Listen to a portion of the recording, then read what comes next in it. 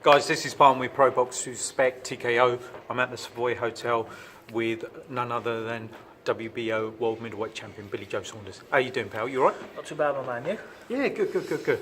I know you've been busy. Bill, I want to go back to start off with your fight with David LeMieux.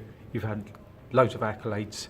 You know, from me to you as not just a media, as a fan, mate, what a performance. How did that feel for you, mate? It felt good, yeah. Done what I needed to do, come away with the win. But main focus now is Martin Murray, so you know he's up next. I've got to find that same performance again to do the same job. Yeah, definitely. I mean, Dominic said to me over there as well. He said, you know, and I think you said it at the top table as well, that you know, coming off a real high with David LeMieux, if you fall flat here, mate, then that's all your plans scuppered. But I can't see that happening now, mate. With you, you look like you're in a great place and enjoying your fighting. 100%, but you know, in boxing, you never guaranteed anything. So the main thing is focus, concentrate, hard work, get it done, get the win, on to the next. The winner of Golovkin and Canelo is the one I'm screaming for. Yeah. So hopefully we get that on the road, on the road, and see who the best man on the planet is. Bill, I interviewed you back in. Obviously, I've seen you back in the day in TKO gym when I used to train with Darren, and you used to be with Jimmy Tibbs. So I know what you bring to the table anyway. But when I interviewed you in Marbella, you and Ben Davison back in April last year, you remember? Yeah. The 1 week you gave Gennady Golovkin. So obviously, as fans, we do want to see the Golovkin versus Canelo fight, but I obviously want to see you in versus Golovkin as well. So why do you think that's not happened so far, mate? I just think that obviously the big fight they had with each other to get the fight over the line, Golovkin and Canelo. Yeah. And then it was a draw, so that put a big spanner in the works. But you know, then also that a performance that I pulled out last time might have chucked even more bigger spanner in the works with the Canelo side. But Golovkin, I think that he's a warrior fight anybody. I genuinely believe that, you know, Golovkin's team, they will definitely make the fight if they get the decision. Dominic said again in the interview I've just done with him, mate, that you know, if he truly wants to be, and let's face it, he's been saying from day one he wants to be the unified middleweight champion. But there's a guy right in front of me who holds one of the belts and he holds the other three. So obviously it makes sense for him to get in the ring with you at some point, doesn't it? Most definitely, that's the fight we all want. You know, the whole team's chasing that fight. I'm chasing it because for one, I want to make a dream become reality. So I'm ready to rock and roll whenever they are. I'm on the phone. Bill, you might have heard me in the press conference saying that I'd just come back from Las Vegas. I tagged up something that the Mayweathers have put up about yourself. You're quite big news out there, mate, because I was in the Mayweather gym and on the Mayweather boxing channel. You're getting loads of praise on there, mate. How do you feel about that? No, big up thank you to the Mayweathers and the gym out there. They've got some good talent, some good fighters, but they've got very good experience in the game as well. So thank you, lads, and I'll be looking to put on a good performance again next time. Bill, we knew what you bring to the table. Obviously, you said even before the fight with David LeMieux, this is what I'm going to do. Did it surprise you how easy it came doing the fight at all? No, I knew from day one when the fight got made. When I looked at him, I just knew that nothing he could do could beat me. Yeah. People don't understand. I've got a good chin. I can take a good shot. I can give a shot. And also I can box, and I weighed all three options up in my favour.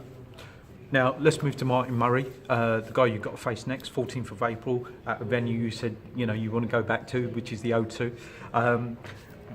He's obviously a voluntary defence for you, mate. Obviously praise to you because you didn't want to sort of stick around waiting for the Golovkin fight to happen. But why Martin Murray, mate? Because he's the only one I can think of that that poses a stick and fight, you know, one of them fights that's going to come at you and give it all. Yeah. For one, he knows his last roll of the dice. For two, that he's never in a dull fight.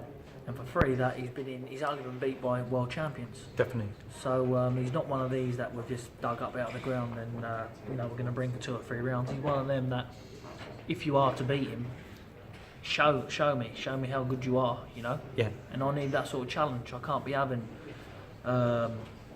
sort of challenges where I'm 70-30% favourite. I've got to have this sort of challenge, and I'm happy and I'm grateful to give him the shot because if anyone deserves it, mate, in England, he does. When you looked at him, how much of the big names on his CV did that play a part in it? 100%. I mean, I thought that he beat Sturm and I thought he beat Sergio Martinez. Yeah. So the two fighters that You know, bottom line is I think he should have been two-time world champion twice, Yeah. but didn't get the verdict. Mate, he also went 11 rounds with Gennady Yes. Golovkin, which is no easy feat as No. well, right? So got to give him big props for that as well. Mate, off camera, you mentioned to some of my colleagues here about some of the names, James Degale, potentially Caleb Truax.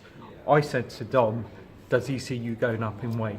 Now, I think it was after your last fight with Willie Monroe, you said to me on the press conference that a potential name would be Amir Khan, because you can see yourself going down to even 11 stone. So do you see yourself going up to 168 pounds then? I could be 168. I could make 11 stone for the right fight with the right time. I'm a natural big middleweight. So I personally think that I'll be big enough for super middle. Bill, you've trained with some of the best trainers in the fight game, Jimmy Tibbs, Adam Booth. What does Dominic Ingle bring to your fight game, mate? It just brings that me being away from home. He brings that. You know, he brings that leadership. You know what I mean? It's just you're training with other people. You're doing what they're doing. You know, that's your time. That's your slot. There you go. Come on, let's do it. Like he's that like dragon in there. Do you know what I mean? Where you know some don't, but you know it works well. Whatever he's got, which he ain't got no hair. Whatever he's got, it works well. It works well. You're smiling very well. Is it true what you said about your teeth? My teeth whitened, didn't I? Yeah, they look good, mate. So Yeah, they look alright, yeah. maybe I might need to do it or stay off the curries. Listen, he also said that one of the fights that doesn't interest him is Daniel Jacobs. But I heard you mention Daniel Jacobs with one of my colleagues. But I mean, with Daniel Jacobs, it's a fight that I would love to do because we're both good fighters and we want to see who the best is. But if he really wanted to fight me, he would have signed with Frank Warren, not Eddie Hearn, because they're never ever going to work. yeah, So it's like pissing against the wind. It's just they're not ever going to do business, you know. So but surely if it makes financial sense, so like it does. It might, but do you know what? Does it make financial sense? Whether it do or it don't, maybe it does, maybe it don't. But you know, the only other fight that's happened between Matchroom and Frank Warren is me and John Ryder. right, and that was a while ago. And I was very surprised that happened.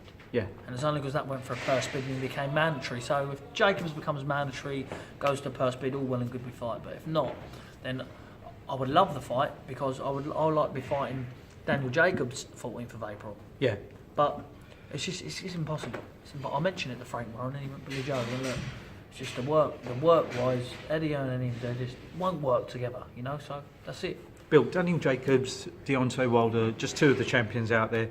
Why do you think they struggle in the US, mate, to attract boxing as the major sport? I don't know, I think boxers sometimes can prostitute themselves. Okay. And I think it's part over with them, you know, I think they're here, there and everywhere and, you know, Daniel Jacobs rather, he's proved himself a bit more because he had that great loss.